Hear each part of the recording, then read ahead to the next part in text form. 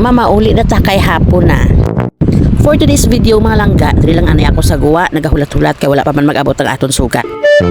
Alas 6 pasado na sang hapon natapos ang aton wrestling sa bilog nga adlaw.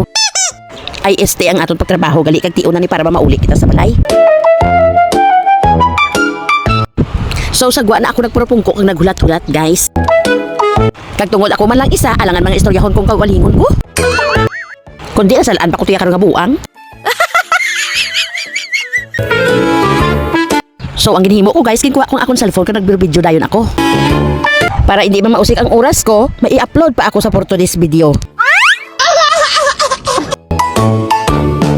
Kundi may content na ako, wala pa mausik ang oras ko. Oh yes. Hay kaysa matuod lang bala mga langga. Hasol gid bala kaayo ang maminsay kita sa content naton sa kada adlaw.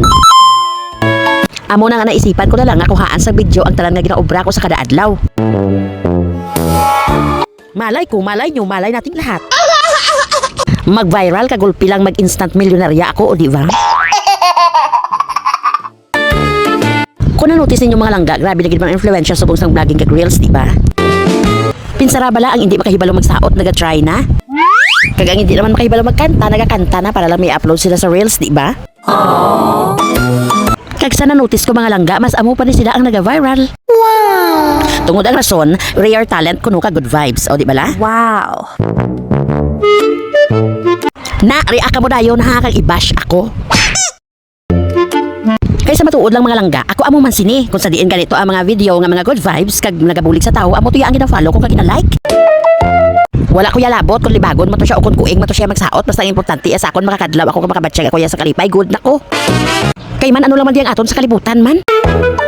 Puni-puni lang tadiya guys, so hindi kita dapat magproblema sa mga problema, kaya hindi kita dapat magpaka-stress sa mga stress. Amo nang ako may chance ka man lang mangin happy, go! Okay!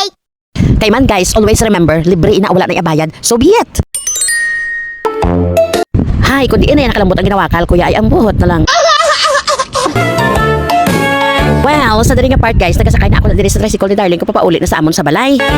Pag syempre, malamot na naman ako sa nakita diri sa alagyan guys. Diri ko na notice nga kanami nagitili isang kaban kala naton no. Kadamo na gid sa mga building guys nga nagtululobo, nga nagpaobra guys.